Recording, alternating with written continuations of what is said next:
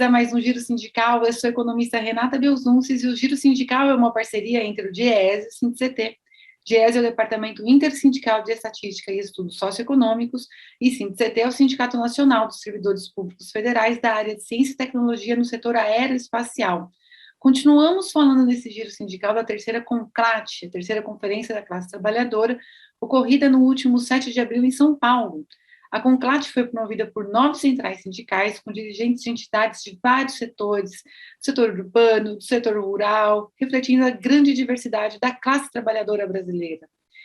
Um documento foi produzido, que é a Plataforma da Classe Trabalhadora 2022, com uma série de propostas para o enfrentamento dos problemas do mercado de trabalho e também para a crise econômica. Estamos em meio a uma série em que a gente recebe os dirigentes, os representantes, as representantes das centrais sindicais para repercutirem conosco este evento, este documento e a missão que ele tem de transformar o Brasil.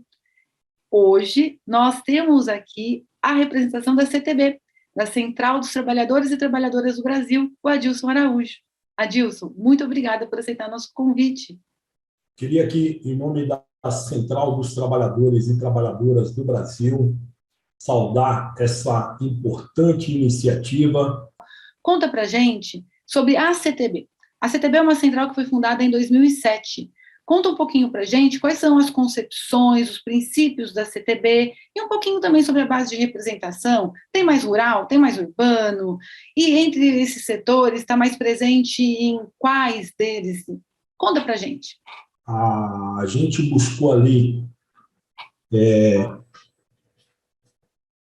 há 15 anos atrás, a partir de um diálogo que tivemos com sindicalistas do campo, sindicalistas do setor metal, mecânico e metalúrgico, aliado à área de portuários, aquaviários, estivadores, a concepção dessa central sindical classista. A CTB nasce, cresce e se fortalece, defendendo a bandeira da unicidade sindical, do fortalecimento da estrutura sindical brasileira e da sustentação material, né, com a manutenção da contribuição sindical, que está organizada nos 26 estados e no Distrito Federal. E vai ser muito bom poder compartilhar desse espaço para falar mais e melhor do que pretende, quais são as pretensões, as ambições da nossa central sindical CTB, que é uma central sindical classista, democrática, internacionalista e de luta. Então, vamos começar a usar como um pano de fundo muito importante a terceira CONCLAT. Para a CTB, qual é a importância da CONCLAT nesse momento? Penso que é fundamental que a gente possa resgatar um pouco o tempo histórico, né? Tudo que a gente debateu, aprofundou, tirou como norte da CONCLAT de 2022 foi exatamente examinar os signos do que representou a CONCLAT de 1981, há pouco mais de 40 anos atrás, bem como a importância que se materializou quando do encontro no Pacaembu, em junho de 2010, né, e a concepção dessa nova realidade frente a esse quadro de grave crise, que no caso da realidade brasileira é alimentada por uma agenda ultraliberal que depõe contra toda e qualquer expectativa de retomada do curso do desenvolvimento nacional. As exigências do tempo presente que se apresentava há 40 anos atrás, há pouco mais de 40 anos atrás, era de interromper, né, um ciclo de ditadura que asfixiava o país e impedia o Brasil de dar um passo, ou seja, abrir estrada para o tão desejado estado de bem-estar social. O pacto que pôs fim à ditadura resultou na concepção da Constituição Cidadã de 1988. Né? A edificação do SUS, a planificação de um projeto, né, e, sobretudo, a atenção para o social, né, ambientou o Brasil para novas possibilidades. Em 2010, esse novo encontro, ele também buscava avaliar o contexto de um ciclo de mudanças que impulsionou o Brasil para uma condição diferenciada daquilo que prevaleceu, por exemplo, na década de 90, né? Com a restauração neoliberal, com as privatizações, com o desemprego, né, estratosféricos. Eu penso que em 2010 a gente conseguiu fazer um exame melhor, até porque a gente passou por um ciclo onde a maioria dos trabalhadores conseguiram repor a inflação, ter o ganho real, né? O Brasil experimentava um projeto de investimento que ascendeu socialmente uma camada de trabalhadores pobres, né? que deu maior abertura. Tudo isso foi interrompido, né? Ou seja, a gente viveu a pressão da jornada de junho, que foram motivadas também por mudanças que aconteceram no mundo, né? Primavera Árabe, Ocupa Wall Street. A jornada de junho, elas tinham uma razão, reduziu a tarifa de transporte, só que ela resultou na eleição do Congresso mais venal da nossa história, né? A tropa de choque de Eduardo Cunha, a bancada do boi da bala da Bíblia, né, fez a opção por uma agenda de retrocesso. As chamadas pauta-bomba foram implementadas, a terceirização generalizada e restrita, a pauta de uma necessidade de reforma trabalhista para gerar emprego, que até então essa encomenda não chegou.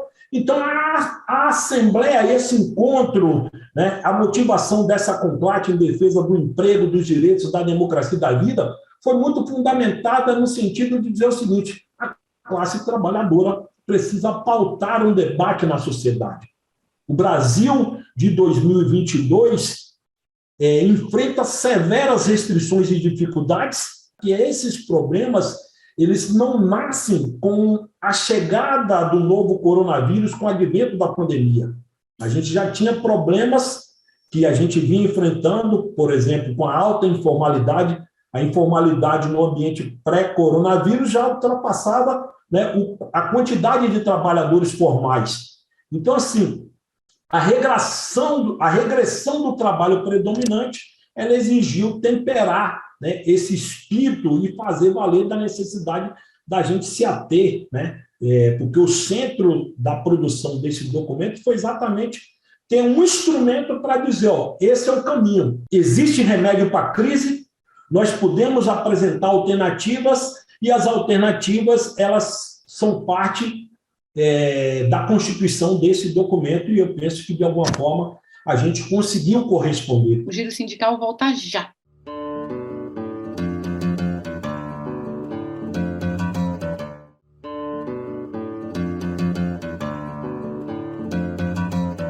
O Giro Sindical está de volta e esse programa recebe a representação da CTB, da Central dos Trabalhadores e Trabalhadoras do país, o Adilson Araújo.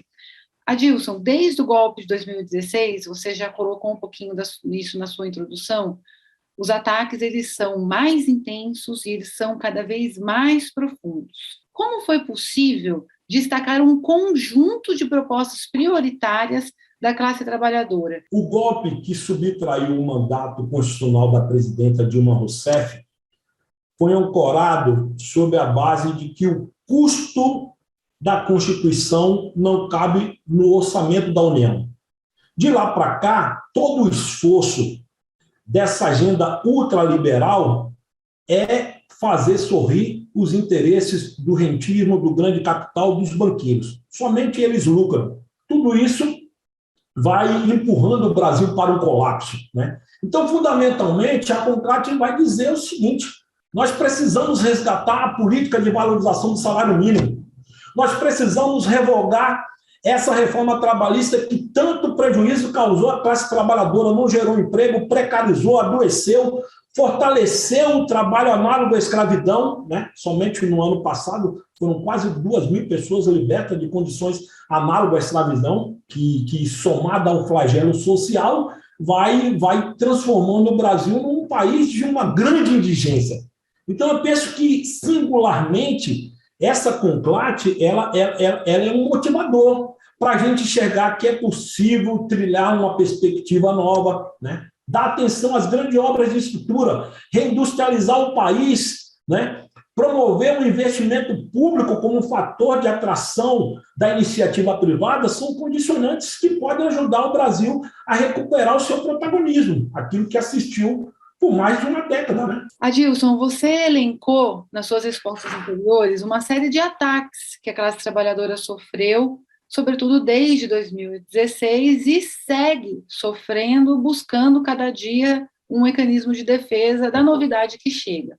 Mas é preciso também que a gente se atenha ao fato de que, mesmo antes desses ataques, a gente não tinha a situação ideal. Então, quais seriam as propostas da Conclate para que, além da gente consiga para que, além de desfazer aquilo que foi feito, a gente também consiga avançar por uma situação melhor ainda do que a que a gente tinha antes, que já tinha problemas? Trabalho digno, minimamente, ele precisa estar alicerçado sobre o direito à saúde, à assistência social e o seguro social. Então, modernizar as relações de trabalho é evitar com que a gente assista, em pleno século XXI, modalidades de trabalho que já foram questionadas no século XIX.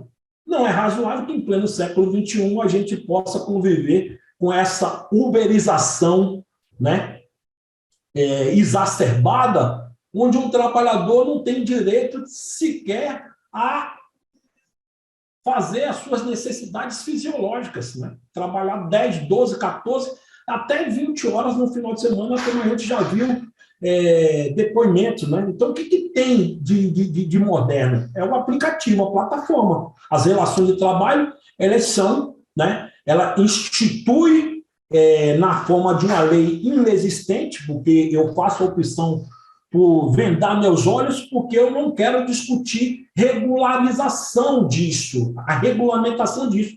Então, nós precisamos pautar. Esse debate foi dito em alto consumo. Além de enfatizar da necessidade de seguir resistindo, lutando por direitos, o movimento sindical ele precisa se fortalecer, porque ele também é uma vanguarda no processo de luta e resistência. O movimento social fortalecido, ele consegue disputar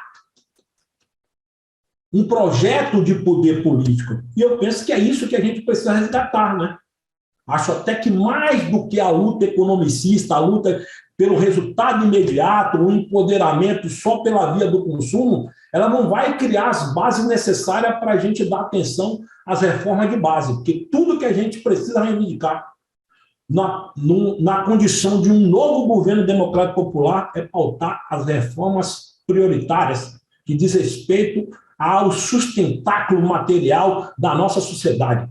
Como a CTB tem incorporado as principais propostas? Quais propostas a Conclate já tem imediatamente colocado na rua, colocado na pauta, considerando também, não é mesmo, que muito daquilo que o documento da Conclate refletiu na sua versão final, também já eram práticas já feitas, não são novidades, mas muito do documento também já era um cotidiano das centrais. Eu diria que, passada a Conclate e a realização do 1º de maio, que foi um encontro que celebrou, né, a luta de resistência por um novo curso na economia, por atenção à política de geração de emprego e renda, né, pela defesa dos direitos da classe trabalhadora, da democracia e da vida. Singularmente, a gente sabe que essa resistência ela deve ser amplificada e não devemos criar expectativa, até porque o governo ultraliberal de plantão não tem disposição para isso. O ano eleitoral ele evidenciou que nós teremos uma disputa plebiscitária de 2 rumos, né? Ou seja, a continuidade da ameaça neofascista ou a perspectiva de um novo governo que permita, né, um novo curso de abertura, de diálogo, né, de recuperação da economia, dos investimentos públicos, das obras de infraestrutura, da reindustrialização do país. A iniciativa nossa de apresentar ao Congresso Nacional essa pauta, de apresentar um debate ao Judiciário, de estar dialogando com todo e qualquer candidato, né, que esteja disposto a dialogar nesses termos, vai dando motivação para a gente enxergar que nós temos um grande desafio, né? O passo importante é a gente empreender uma derrota ao clã Bolsonaro. Então, esse giro sindical volta já.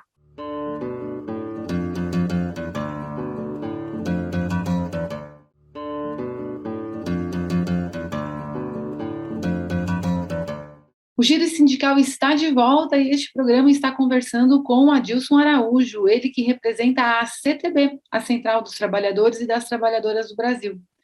Adilson, passado a conclate, passado a confecção de um documento, de uma versão final disso que é conhecida como a plataforma da classe trabalhadora, e tendo em vista que nós estamos num ano que é muito decisivo, você já colocou isso em alguns momentos da sua fala, um ano eleitoral. Como é que as centrais e a CTB, em particular, pretende trabalhar esse documento para que faça dele realmente uma plataforma da classe trabalhadora e que ajude a eleger homens e mulheres comprometidas com essas propostas? A gente precisa dialogar mais e melhor. Nós fomos vítimas na última disputa eleitoral do medo. Predominou um ranço muito forte na sociedade. Houve uma demonização dos partidos de esquerda, do movimento social, das centrais sindicais. Nós precisamos resgatar não somente o protagonismo, mas, sobretudo, a nossa autoestima. Nós precisamos beber na fonte, nós precisamos nos embriagar desse direito de misturar com a nossa gente, né? Nós precisamos circular nas igrejas, nós precisamos circular nas padarias, nós precisamos ir nos estádios de futebol, nós precisamos ir nas periferias, porque nós precisamos dialogar com a nossa gente, porque esse universo que ganhou maior espaço com o advento da pandemia, né, a disputa da narrativa nos meios digitais, eles não nos pertencem. Não quero dizer com isso que nós temos que abandonar, pelo contrário, nós precisamos atuar mais e melhor, sobretudo profissionalizando as nossas ações. A gente precisa ter uma fábrica, uma indústria nossa que promova a difusão das verdades. Essa coisa ela precisa ser dita. Olha, o governo adotou medidas que não trouxeram solução. E quem mais foi prejudicado? Você que é vítima do desemprego, você que é vítima da carestia, você que dorme e acorda sem uma perspectiva. E, fundamentalmente, eu penso que é resgatar essa possibilidade da gente dialogar com o povo, né? Atribuir um pouco aquele sentimento que aflorou no segundo turno das eleições passada, né? As eleições gerais passadas, quando se viu muita gente indo para a rua, para a feira, né? Até mesmo muitos artistas, um bolinho, um cafezinho, chega para cá, vamos conversar, vamos apresentar, né? Quem é o Bolsonaro, né? O que ele importa de ameaça ao nosso povo. A gente sabe que existem diferenças entre as centrais de sindicais e é legítimo que assim seja. Não é possível que uma classe trabalhadora com 40 milhões, cerca de 40 milhões de trabalhadores no mercado formal e mais milhões no mercado da informalidade não tenham diferentes visões. Então, é legítimo que existam várias centrais sindicais, mas, mesmo com suas diferenças, elas têm se unido em várias pautas conjuntas. Como é que você vê essa união das centrais em torno de pautas comuns? O centro dessa questão deve encontrar como resposta que a unidade ela se constrói na diversidade. É um pouco do sentimento dessa necessidade da gente derrotar o fascismo, derrotar essa agenda ultraliberal. Tudo que nós reivindicamos e que nós precisamos trabalhar com obsessão é a construção de uma ampla frente de salvação do país. As centrais sindicais se inserem nisso. Nós precisamos fortalecer cada vez mais a nossa unidade, né? O movimento sindical ele precisa ser temperado.